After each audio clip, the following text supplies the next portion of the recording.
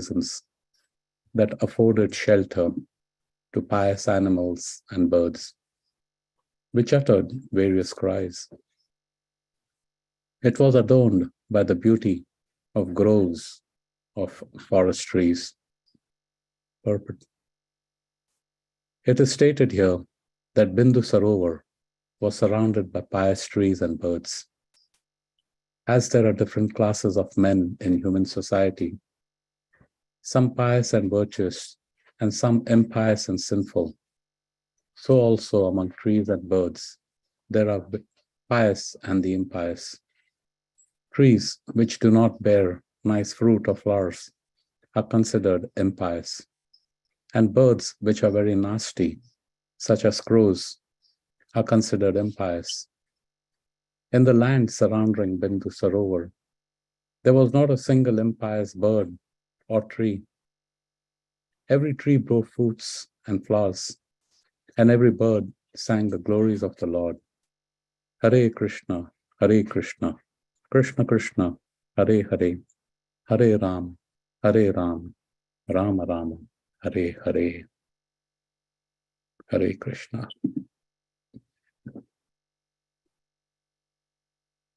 Om Agnantimirandasya Kyananjana Shalakaya Chakshurunmilitam Yena Tasmai Shri Guruve Namaha.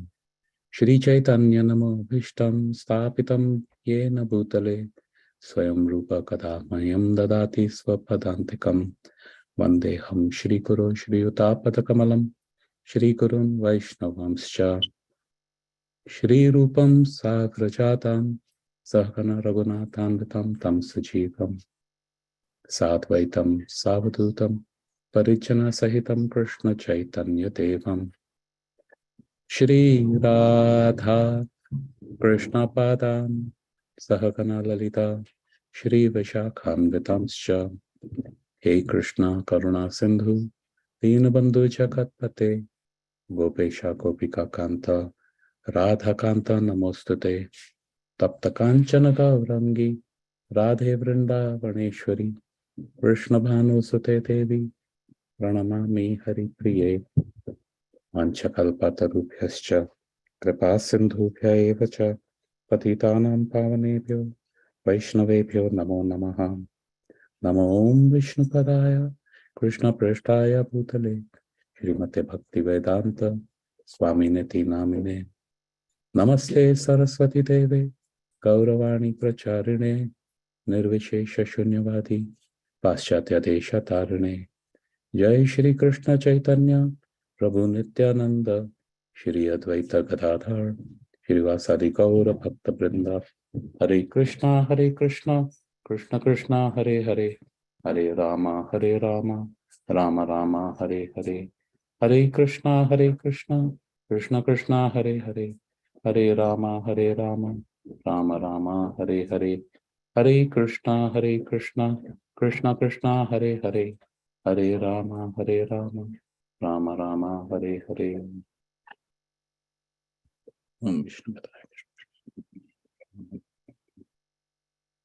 Hare Krishna. So today's verse, our learning focus is going to be understanding what is piety, what is impiety. And then once we have this, we can see what the acharyas tell us in terms of piety and how to be pious. So these are the two main takeaways from today's class, piety and impiety. So let's examine what this is. So we can understand that everything is dependent on our consciousness, correct? Even the fact that we're doing bhakti, Krishna consciousness. So consciousness, Prabhupada says, is a symptom of presence of the soul. Consciousness, like animate things like table, chair, etc., has no consciousness in it because the Jivatma isn't there in it. However, once a Jivatma takes up a material body, there is consciousness. That is what is called awareness. It is aware of its surroundings. So consciousness. Now this consciousness is affected There are two types of consciousness. Excuse me. One is what we call the original consciousness, and there is the conditioned consciousness. So, in our conditioned state that we all are in the conditioned consciousness, right, it is affected by knowledge. So, whatever we learn, whatever we see, whatever inputs that we are getting, and then with the intelligence, it is being processed. And with the intelligence or the lack of use of intelligence, we get experiences by doing stuff. So we understand, okay? Intelligence is used to discriminate, yay or nay, and then we do some activities. Those activities form experiences, which Sanskrit they call samskaras, the impressions, which is imprinted into our consciousness. And whatever activity that we do, we get the karma, action, reaction. And all this shapes up or develops the consciousness. Consciousness is not a static state. It is very dynamic. It is all the time under development. And of course, we have a free will in terms of wanting to see whether we want to switch back to our original consciousness, which is Krishna consciousness, or continue to remain in the material consciousness where we get further and further conditioned. Now, based on the consciousness, we have acts which are pious or impious. So what are these pious and impious acts? Is piety is, you can look at it as something which is sanctioned or authorized. Piety, sanctioned or authorized. So where we call it in the broad term religiosity, that the scriptures say, okay, fine, these are okay to do, to act on. So it is also what we call a virtue. Virtue is anything which is good to have, beneficial for us. So piety, as sanctioned by the Shastras, it is a good to have skill set, if I may call it that. And actions are based on a higher purpose. All of us, there is a human and then there are animals. Human with a higher intellect has a higher responsibility and better opportunities and privileges. However, if we continue to act at an animalistic level, as Prabhupada has said, eating, sleeping, mating, defending, if that's all that we are engaged in doing, maybe in a sophisticated way, then that's not really the higher purpose. Higher purpose is self-realization, and through self-realization, getting to God realization. So we are stuck in over here, this material conditioning, to get out of it. So based on a higher purpose, where it changes our status quo, from here, it elevates the consciousness. So those are piety.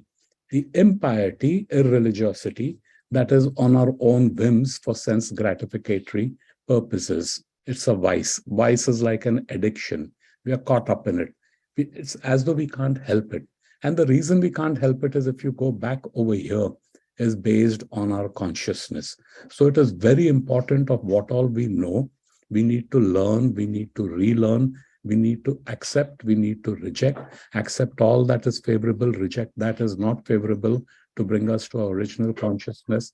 Proper use of our intelligence. Proper use of our intelligence can be made through different processes are there. Even a process as simple as eating. When we eat prasadam, Prabhupada has said that it develops finer brain tissues. All these things help the experiences that we have from karma get to a karma stage where there are no action reaction, which is what we call bhakti, acts of devotional service. So here we have this impiety, which is a vice and based on all sensual purposes, self-driven, for myself, for my enjoyment. So this is the how we deconstruct piety and impiety. Now, pious activities, how to be pious. Now, how to be pious is very, very important. And whatever we are learning in the process of bhakti, it should always, always, no other way, be as per what the Guru, Sadhu, and Shastras have said. Shastras say a lot of things. Hari Kishore Prabhu long ago in a class had said, scriptures are not text, they're context. He was referring to his Guru Maharaj, Radha Govind Swami. So he's saying scriptures are not text, they are context. ठीक है, context based on what? Based on my intelligence. If I put context based on my thinking, then that becomes concoction and interpretation. And we know concoction and interpretation has led to such a mess in the world. You know, all these religious wars and all these sanctions and all the ill treatment of one human being to another human being. Why? They have their basis that this is the Shastra that it is saying. No, that's not what Shastra says. When Shastra is used by this defective mind, intelligence of ours, then we make it into a messy thing. So Shastras are not text, Shastras are context. So if at all anything that we need to do, we need to go to a bona fide source. There are many who pose as gurus and sadhus, many pretenders, right? And they do it again for their sensual gratificatory purposes. To get fame, to get power, to get money, whatever it may be. I have 10,000 followers. You know, I'm an internet influencer, social media, whatever it may be. So over here, we should be very, very careful that we have a proper source. And when we go to a proper source, that's where they give the proper guidance. And through proper guidance, we get proper result. So pious activity, what Srila Prabhupada has explained in Chaitanya Charitamrita, is as follows. There are three types, excuse me. There are three types of pious activities. Yeah. The first one, and the most superior and the most fortunate, as Prabhupada has called it, it awakens the dormant Krishna conscious. So if you remember the previous slide, all of us are Krishna conscious. Human beings, elephants, any jiva, whatever be the external form, is originally Krishna conscious. The proper position, the natural position. And it is lying dormant because we know all that. No need to get into that because we wanted to be the enjoyer rather than serving. We want to be Ishvara. So any action which awakens this dormant Krishna consciousness, that is one type. It's categorized in the pious activity. This is possible only through association with devotees. No other way it is possible. It cannot be self-induced. It cannot. Only in association of devotees. Now, in the association of devotees, couple of things happen. That knowledge, we start to get the knowledge, the proper knowledge. We know how to use our intelligence. We know what acts to perform, what acts are not to be performed. Based on that, you know, whatever is that load of karma that we're carrying, you know, it starts reducing and we move towards the karma stage. So that's how it awakens. So that is what happens with company of devotees, like what we're doing right now. Every morning we get up and then we do your chanting, some of us who do it, and then we get into the Bhagavatam class. What is this Bhagavatam class? Bhagavatam class is like a kavach, an armor. Now we'll go out 7 o'clock, 7:30, whatever, on the way to office, and then the day starts. And there is an assault of the senses, whether you're driving and you're seeing all these hoardings and you see there is so much, you know, all the time it is bombarding. And not necessarily those things, input is in a pious. Most of it would be impious, things which would agitate the senses for sense enjoyment. So this, what we do is like having a kavach. So whatever can come in, hits and bounces off, hits and bounces off. And the more we engage into it, the more sturdy the armor becomes. So association with devotees is how we can awaken dormant Krishna conscious. And that's the most fortunate type of pious activity, as Prabhupada has mentioned in the purport. Second is something which bestows material opulence. So all of us are at a particular state, varying state. of social standing, social statement, social status, net worth, possessions, whatever it be. So all of us are trying to improve our status quo. That's what they say. Human is always in pursuit of happiness. Actually, there's no such thing as happiness. Temporary cessation of misery is what is called happiness, because this happiness isn't really bringing contentment. Contentment is the bliss, ananda, and it is ever growing. This happiness is temporary, and there is a side effect to it. That side effect is either dejection, or the side effect is it no longer is giving me a source of joy, something else. I'm moving on to the next thing. So we're always trying to improve our status quo. So another pious activity, by doing these pious activities, fruitive activities, we could get material opulence. Material opulence is not just necessary wealth. It can also be intelligence. It can be knowledgeable, fame, things like that. So the Shastras recommend, so someone who's tremendously trapped in sense gratification, they say, okay, regulate it. Do it in this particular way and elevate to a higher status. And then from there, you can go up. It's like taking steps gradually to go up over there. So that's the second type of pious activity. And the third is where someone is doing stuff to merge with the Supreme. Jnanis, through meditation and through practices, they think that is the ultimate. So we can see here why Prabhupada has said dormant Krishna conscious activity, one which awakens that, is far superior to material opulences and merging with the Supreme. Very quickly, can someone say why awakening dormant Krishna conscious is the most fortunate of all pious activities?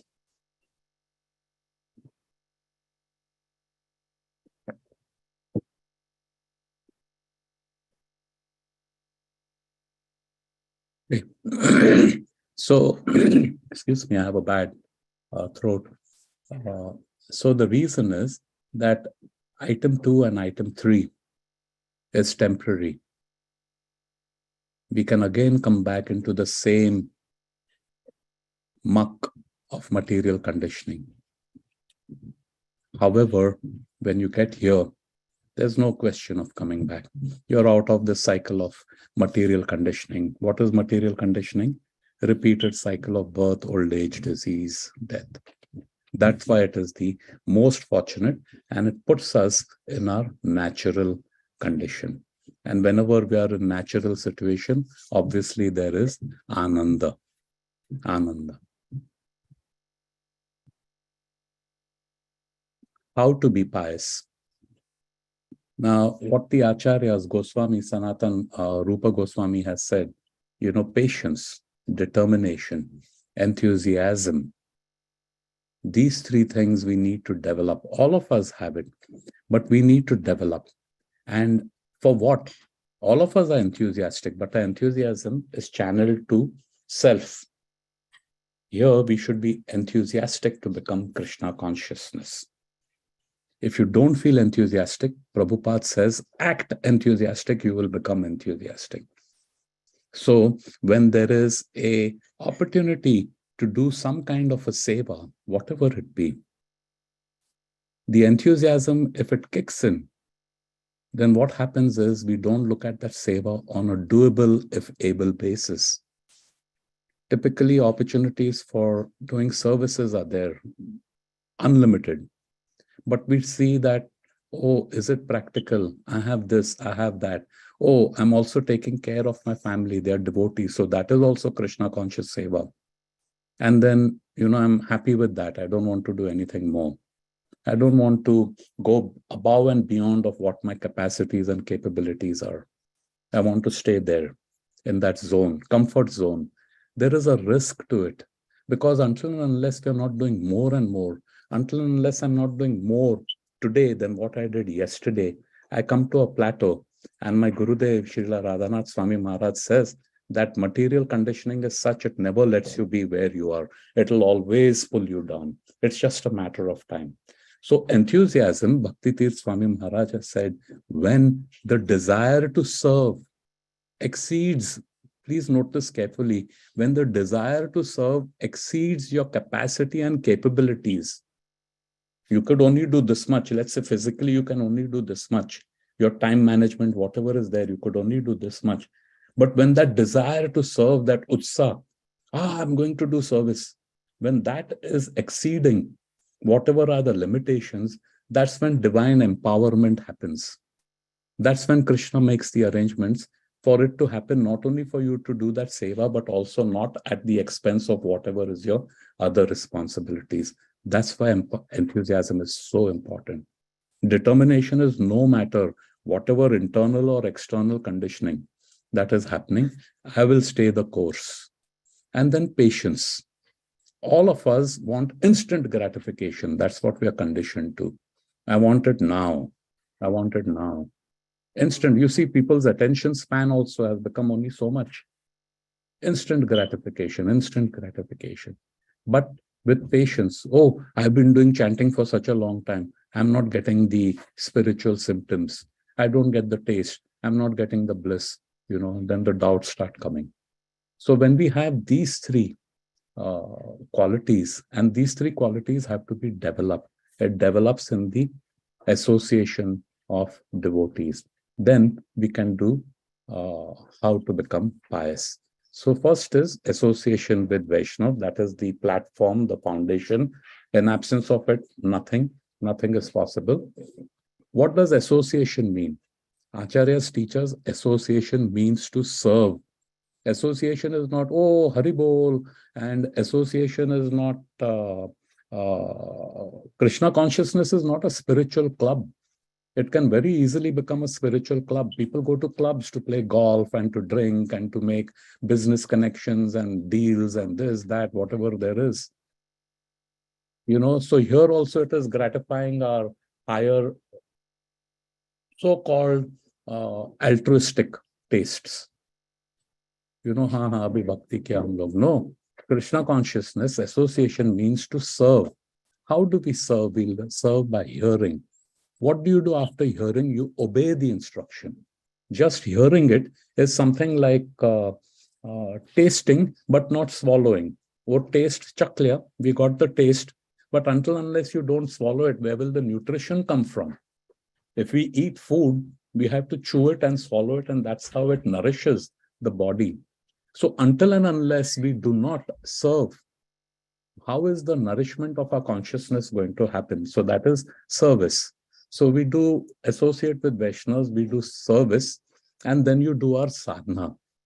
What have the gurus, sadhus told us? Do this, don't do that. Practice it, practice it. Then when we practice it, it is changing our behavior.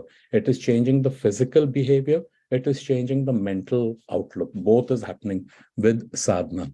And then don't keep it there. Krishna consciousness is outwardly.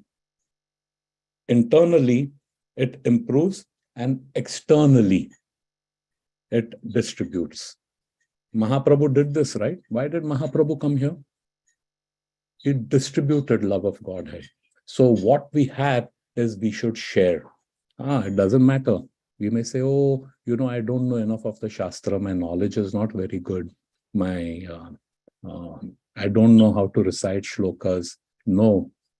These are curtains that we're hiding behind with, because of course all of us have some kind of a apprehension, especially when talking to strangers or doing public speaking or whatever there is. But no, we should share it, because when we share Mahaprabhu's instructions, right? Yare dekhe tara kaho. Krishna Upadesh, whomever you see, give him the message of Krishna. Very simple. It doesn't have to be highly philosophical. Go on book distribution programs. Initially, you may feel a little shy. Sit down with the Kirtan party that is doing Kirtan when book distribution is going on. Go with a person who's there. Stand and help Parmanand Prabhu manage the payments and books and so many other things, activities are there. Get to share Krishna consciousness. invite a friend, invite a colleague, a relative. So this is how, when we put all this thing together, our status quo changes. The most fortunate pious act that we can perform, something which will awaken our dormant Krishna consciousness. So, Prabhus, Matajis, thank you very much for your attention. If someone has a question, we have 2 minutes or a comment. Any corrections? Srila Prabhupada ki Jai. Hare Krishna.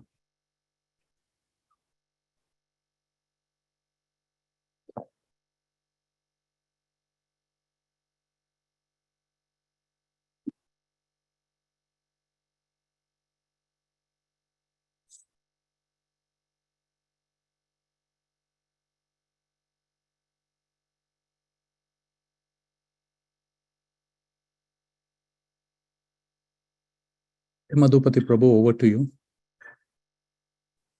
Hare Krishna. Thank you very much, Amritananda Prabhu. We'd like to wish everybody a safe and Krishna conscious day ahead. And we'd like to offer our prayers to the Supreme Lord by chanting Hare Krishna, Krishna Krishna, Hare Hare, Hare Rama, Rama Rama, Hare Hare, Hare Krishna, Krishna Krishna, Hare Hare, Hare Rama, Rama Rama, Hare Hare, Hare Krishna, Krishna Krishna, Hare Hare, Hare Rama, Rama, Hare Hare. Shri Narsingho, Jai Narsingho, Jai Jai Narsingho, Paladesha, Jaya Padma, Mukha Padma Bringa, Ugravira Mahavishnu, Jalantam Sarvato Mukham, Narsingam Visharam Bhadram Nityam Namamiham. Narsingh Bhagwan ki Jai, Raj Maharaj ki Jai. Let's offer our humble obeisances to all the assembled Vaishnavas. Vancha kalpatarubhya sindhu vacha Patitana Pavane Vayo Vaishnavebhyo Namaha. Vaishnavrinda ki Jai. Jai. Grantaraj Srimad Bhagavatam ki Jai. Srila Prabhupada ki Jai. Lord Premanande. Hari Bo. Thank you. Thank you, everybody. Hari Bo. Class as always.